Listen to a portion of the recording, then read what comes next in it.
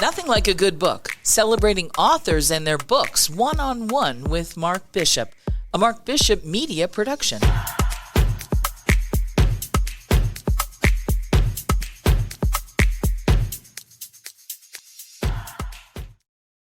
Hello, everybody. Welcome to another Nothing Like a Good Book. All you wonderful authors out there in the world, those that are about to sit down and write, those that have written. Tell you what, this show is dedicated to authors. Tell all your friends about it, would you? I'd appreciate it. You know, on the YouTube channel, click the bell thing, whatever you got to do, follow it. I'd appreciate that. The more we have, the better for everybody. So the show's about discovering your book, what it is from the heart, what it means to you. And, you know, we like to promote your book. And selling your book is an important thing. If you've written it to sell it, you want to sell it. There's lots of ways you can, right? But at the end of the day, this may help a little bit because I have a joke. You know, there's no fun having a garage full of books instead of your car. Okay, very interesting author of this particular show. Ruth Pfeiffer is her name. She's the author of The Giggling Witch, as an in-depth memoir that reflects on her journey of challenges, faith, and endurance. It really is a beautiful book. Throughout her memoir, she shares a story of survival, loss, and hope, offering you, the reader, and me, strength to embrace in our own struggles. And God knows that we don't have enough of those today. This book is not just about hardship, but it's also about resilience and the ability to find beauty and meaning, even in life's darkest moments. It's a story of faith, endurance, and rediscovery, offering comfort and inspiration to readers who may be facing their own struggles. And with that, I'd like to introduce you to this lovely lady, Ruth Pfeiffer. Hi, Ruth. How you doing? Hi, Mark. Thank you for having me on the show. Oh, you're most welcome. I've been looking forward to it for so long. The book is lovely. I think it'll do extremely well for people who need some help. How about that one? Look, You were born in Frisco in 1951 and grew up on a Sausalito houseboat. This was interesting when I first researched, experiencing both love and hardship. And after time in foster care, you found family through friendships that shaped your resilience. Interesting. Please share a little bit about that for our viewers, if you would. Well, my life started out beautifully. It was a joy. I had my dad. We lived on the houseboat. I loved the sparkling water with the sunshine coming on the waves. And it was just a really lovely setting. But as time went on, the police came and took away my parents. And me and my sister ended up in foster care. And that was horrible. For me, sure it was. Yeah. Yeah. I felt abandoned. I became depressed. I didn't have it. I thought this is not what I wanted in my life. But I was so young, I didn't understand how to think about it, you know. How old were you, may I ask, at that time? Well, 7. Oh, that's so young. That's so impressionable age too, isn't it? Yes. I dare not ask why they were taken away. Okay. Well, I could tell you. It's up to you. My father, well, I don't really know. I never did find out exactly what happened. My mother was very tight-lipped about what happened to them at the time. But my dad ended up in San Quentin prison. Oh, right. Yeah. Okay. And that was the last time I saw him when I was 7 years old. Right. But I had formed such a strong bond with him that I couldn't let it go, you know, so. Right. Okay. Well, at least you saw, you know, I can relate to that at 7 years of age, and at least you met him. I didn't meet my dad until I was, 44. And I thought he was dead in the war. Long story. Listen, You're a smart girl. Later on, you earned your registered nursing degree and dedicated yourself to helping others, right? So from that early experience, okay, which is in the book, this is important about the book, Now at 73, you reflect on, your journey of challenges, faith and endurance. And this memoir that you've written, The Giggling Witch, which is the name of the boat, by the way, folks. I couldn't figure it out until I asked if it was The Giggling Witch, and then I looked at the cover. Of course, it's on the boat.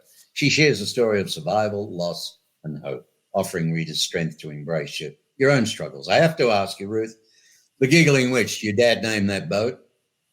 Yes. And it was written on the side of the boat, not on this particular photo that is on the cover of the book, which I'll show you. Okay. Right here. Show me the original, and I'll put the up original the other one in a photo. I got this from my stepbrother, and it's one of my prized possessions. Oh, lovely. Oh, yes, that looks nice. What is that? 3 sails. Yeah. Yep. He sailed the seas. Lovely. Absolutely lovely. He's a jeweler as well, so that's how he made his living. He had a jeweler's shop on his boat. Okay, a jeweler's shop on his boat. The name of the book is The Giggling Witch. We are speaking with the author, Ruth Ann Pfeiffer. Any relation to the actress, Pfeiffer? No, not really. I mean, people ask me that all the time. And from time to time, I'd say, yeah, that's my sister. Just for that. I mean, Yeah, I understand. So really, this book, folks, it's not just about hardship, all right? But it's about resilience and the ability to find beauty and meaning in life's darkest moments. We've all been there in dark moments, very dark moments. It is a story of faith, endurance, and rediscovery, offering comfort and inspiration to readers. And you may be facing some of your own struggles. I highly recommend it.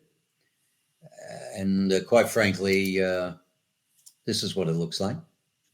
The Giggling Witch. That's a lovely shot, by the way, those flowers there in front. Is that your dad there on the bow? That's my dad. That thing's called, what's that, transom, is it? That thing sticking out, I forget, on yachts? That little thing that he's standing on.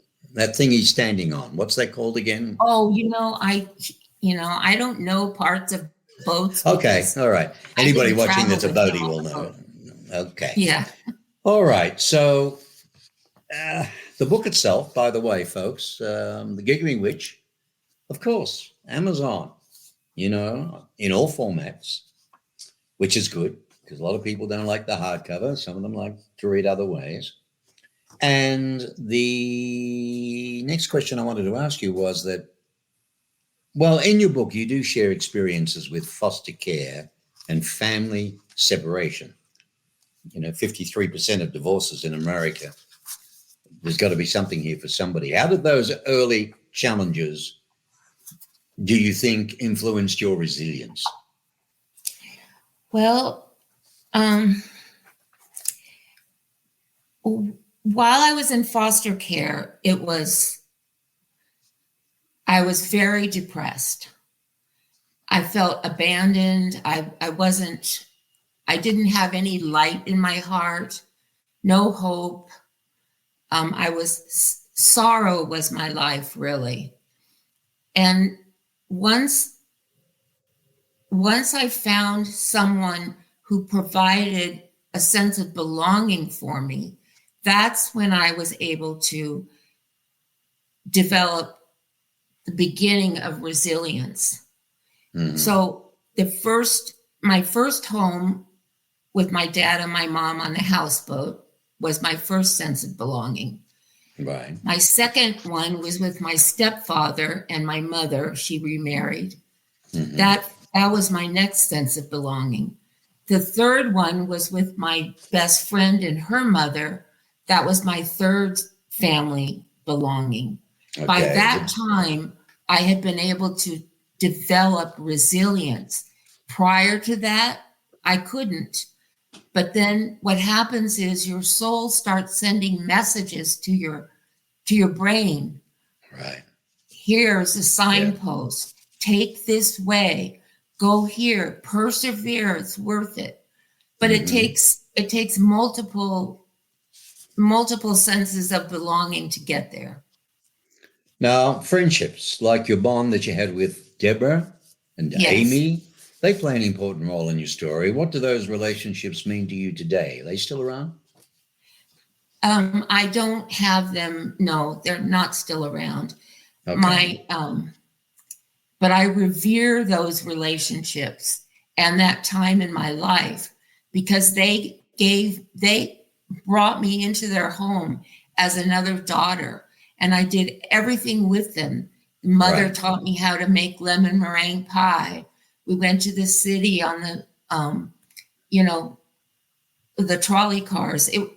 It felt like home to me, and I Well, it's loved supposed to be. both of Yeah. them. That's But nice. That as you'll Foster read care in is the about book, that. that relationship ended sadly.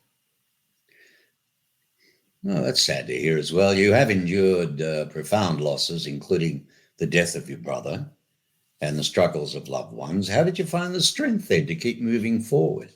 You know, foster care, you hear a lot of stories. People, they start out doing the right thing and the wrong thing. And a lot of kids, really hate where they are with those foster people, foster care people, parents. It's sad. I mean, briefly, why did yours end sadly? Well, I was living in sorrow. And even though the foster parents who had taken me in were kindly folks, they never did anything bad or horrible to me. They wanted me to feel good, but I Hmm. just couldn't feel good. And what happened was, as time went on, the only thing, all you can do really is put one foot in front of the other, one foot in front of the other. You can't Hmm. think because your thoughts are so painful. So Right. you keep moving that way until Hmm. someone with a smiling face lends a helping hand. And Yeah. that first time was my stepfather. He lent me a Okay. helping hand and gave me a home. That was my second sense of familial belonging. So, Ruth, the book, The Giggling Witch, all right, faith is a strong theme throughout this book. Um, how do you think your relationship with God sustained you throughout your life? Well, as I was young and growing up, faith was not a part of my life. I was very down, very depressed, no light within me, no joy, Hmm. even with being surrounded by beautiful things. But as time grew forward and I was able to develop independence and courage and determination, I was able to find God again. Because what God did was, when I was too weak to do it myself, He carried me. He Hmm. carried me until I was strong enough to live on my own 2 feet. And I'll forever be grateful for that and Well, Him. that's beautiful. I mean, you did pursue, for instance, in your nursing career that we touched on earlier. Do you think that caring for others during that period helped you to heal yourself? Well, in the beginning of my nursing career, I found out I was not really meant for bedside nursing because my talents are, or my attributes are, um, organization and teaching. So I finally, in the end of my career, found a job where I was in charge of 900 nurses doing lab work outside of the lab. I wrote Ah, okay. policies and procedures, and I educated nurses, and I encouraged them to follow them. But there were Right. always the few who didn't want to follow the rules. And so I would end up having to put notes to their supervisors. Hmm. Then the next thing would happen, they'd come into my office crying. No. And I would give them space to vent and Right. Understandable. decompress. Right. And in that way, I was caring for nurses. I began to treat them with grace and teach them how to do their very best so that the facility was living up to its reputation as a responsible hospital. Yeah, it was a big job. You did well. So let me ask you about the Giggling Witch, all right? Not the boat. Okay. How did writing this book impact you personally, do you think? I mean, it has to be healing, surely. Or was it challenging, or was it both? It was very difficult because I did not have the technical skills to write a book at that time. So I needed help. And fortunately, at the place where I was working on this book, Tailored Logo, there was a man named Christopher Brown, and he helped me enormously. He helped form the book. He guided me. He was like my mentor. He's a superior employee at Tailored Logo, and I can't thank him enough for that. At 73 now, and you're not well. Credit to you coming on the show. Looking back, what message would you give to perhaps your younger self, or for that matter, others, facing difficult times right now? Yeah, I think the most important message that anyone can get is that it's not your fault. You don't have to manage all of the messiness by yourself. Just either reach out a helping hand to someone else or reach out and take someone's hand to lessen your burden. And that to me is the most important thing. Yeah, you're not selfish, that's for sure. Helping out. But you have a close relationship with God, don't you? Very close. So what inspired you overall? I always ask every author this question because everybody's unique. Funny about that. But what inspired you to write The Giggling Witch in the first place? I mean, you're telling the whole world here your life story. It's personal. Yeah, I know.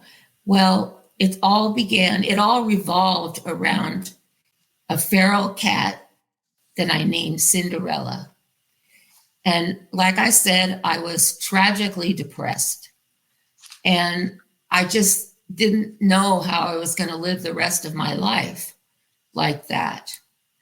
And I looked out the window of my home one day and I saw a cat curled up on the shed. All right. On the shed step.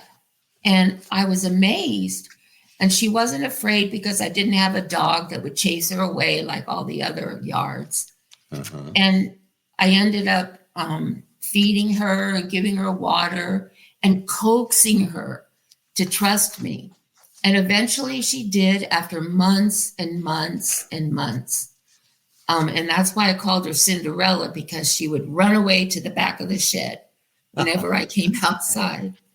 But she died. Little putty tat. What was his name?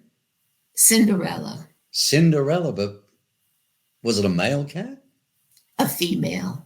I was going to say. And she was my dearest companion. I don't think I've ever had a companion, human or animal, that was closer to me than we were together. There you go. That's why doggies, on the other hand, I love my little doggie. Yeah. Man's best friend, That's right. And what happened when she died, I grieved for 3 months. I couldn't stop sobbing. Right. And then one day I woke up and I felt, you know what? I got to get out of this funk. And so I started a business and I called it Cinderella Goes Thrifting.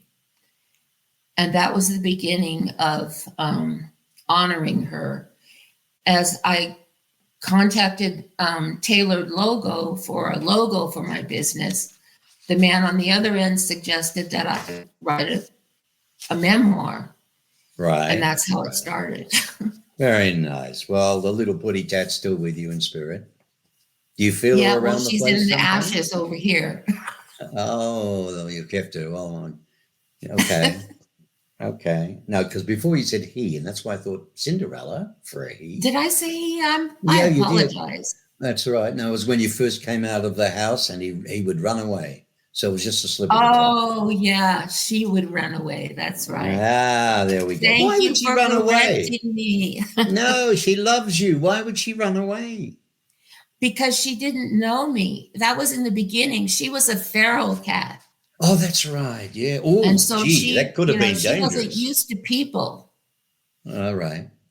So it And, took a and long time. The first time she came to me from the shed, she literally crawled on her belly God all love the way across the lawn.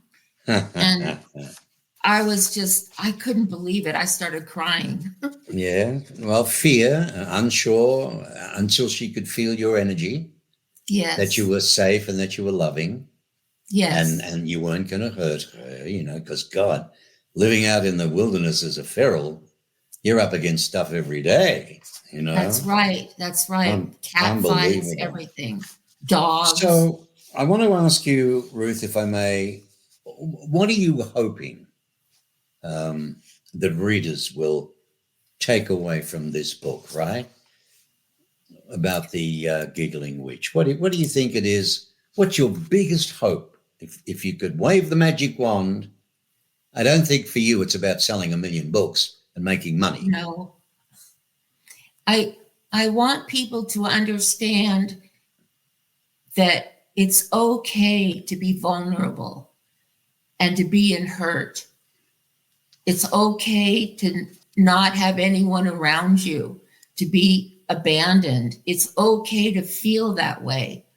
And over time, if you reach out, eventually somebody's going to reach out to you.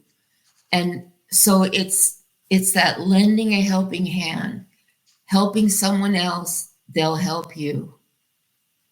Yeah, I believe in that. But sometimes, it might show that it's taking a long time before the help comes back. It is If you know true what I that mean. I've had the same thing happen, even just Give. recently. You know what I mean? Yeah, right. Yes. Well, the book is available now, right, on Amazon in all formats. How long has it been out? Can you tell me? About maybe 4 weeks. Oh, it's a baby. Yeah, just was released. Yeah. Just been released. Brand spanking new, huh? That's right. And it's probably too early, to wish for. I don't know. It needs to be marketed, of course, and nobody would know me as an author, so no one would know anything about this book. Well, that's I the do- interesting, I wanted to read something, if I may, out of the Of book. course you can. Of course you can. I was going to Okay. say, I don't have any excerpts, so why not? If you'd like to read something, by all means. So it's the beginning of the book. It says about the author. Mm-hmm. Now at 73 years old, I'm moving slowly, dancing to my own heartbeat. In the midst of my sorrow after losing Cinderella, a thought flickered, dying of thirst, but hungry for self-adventure. Within the pages below, you'll find my story, a woman struggling for courage. It's beautiful, absolutely beautiful.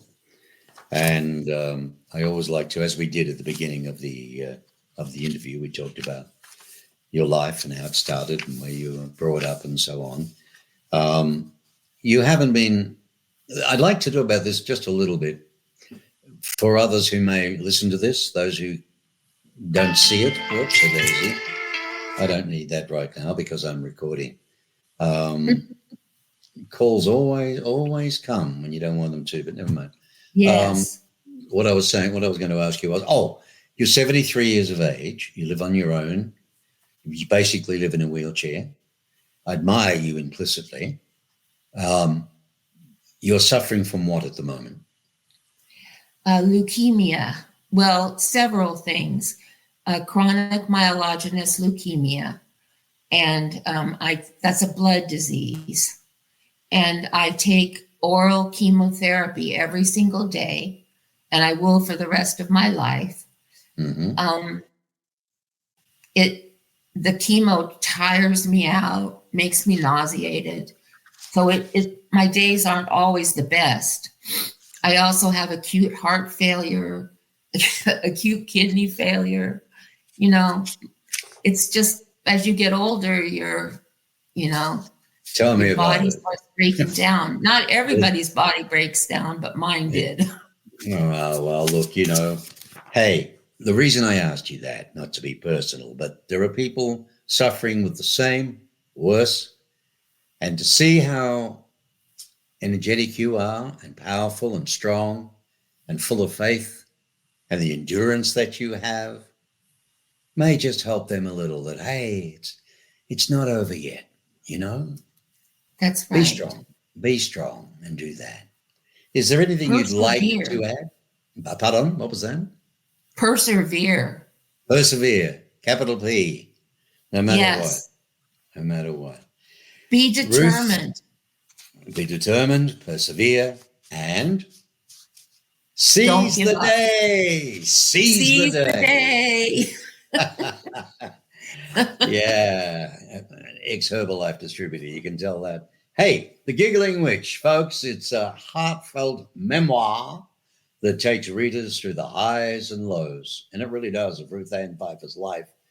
From her childhood in Sausalito to the heartbreak of losing loved ones, Ruth shares her story with honesty and courage. And, she shares her experiences of foster care, friendships, marriage. And we haven't touched on that.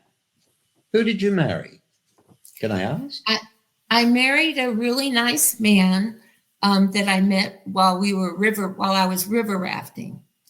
River rafting. Wow. River rafting, yes. River rafting in California. Cool. And I loved being married for the first 2 years. Oh. But as time went on, it became obvious that we were complete opposites. Oh, what and a shame. Because I had not thought about it when I was younger, like to find out who he was, what his dreams were, all that. Right. We wouldn't have had to divorce, but I didn't. And that's one of the reasons that I think if you have an intact family with a father, a mother, or a stepfather, and a mother, or a stepmother and a father, they will help guide you. But I didn't have any guides. No, you didn't. Well, hopefully people who are in the same predicament right now, or maybe, like this in their life, can take a leaf out of your book, so to speak, and, you'll be able to help them. It's been a pleasure, Ruth Ann. I'm going to close off right now. Is there anything you'd like to say briefly before we go? Yes, actually, I wanted to, I have these two, I didn't write these things, but I wanted to share them. I found this this dictionary. It was it's called Flawsome. Someone who knows their flaws and doesn't let them stand in the way of how awesome they are. So that's cool. Flawsome. That makes sense. Someone who knows their flaws and doesn't let them stand in the way of how awesome they are. What wonderful advice that is. Yes, because it can And break I got you down. one last thing. It's a Yes. Chinese fortune. Out of a cookie. There is no wisdom greater than kindness. Agreed. Absolutely agreed. Well, it's been an absolute pleasure, Ruth Ann, and Ruth Ann Pfeiffer, the publisher of The Giggling Witch. And if you've just joined the show and you wonder what it's about, you can get it on Amazon. And here, look, I'll show you. The Giggling Witch, available on Amazon in all formats. And this particular interview is on markbishopmedia.com. It's on there forever with her bio and a lovely photograph of her. It also goes out to all the major podcast platforms across the country. It's about 11 of them. And video and audio. For those that can't perhaps see the video, you can always hear it because sometimes listening and hearing it is the theater of the mind anyway. But it's good to meet you. It's good to see you. And I appreciate the time you've given us. And I wish you all the luck in the world with the book, okay? The Giggling Witch. Lovely meeting you. Thank you, Mark. Thank you so much. Thank you for having me. And thank you for being so kind on the other end of this video. Oh, you're most welcome. Marvelous, isn't it? What a lovely lady. The book is not just about hardship, the Giggling Witch, but also about resilience and the ability to find beauty and meaning even in life's darkest moments. Remember that. It's a story of faith, endurance, and rediscovery, and it does offer a lot of comfort the way it's written, and inspiration to readers who may be facing your own struggles. Well, Ruth and Pfeiffer, I hope you enjoyed this episode, and thank you for watching. Thank you for following. I appreciate that very much. We're trying to build the channel, and we've got a lot more authors to come. And by all means, be lovely to meet you and interview you.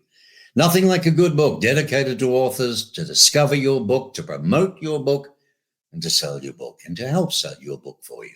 All right? So until next time, you take care. If you would like to get a copy of this good book, just go to nothinglikeagoodbook.com and use the promo code BISHOP.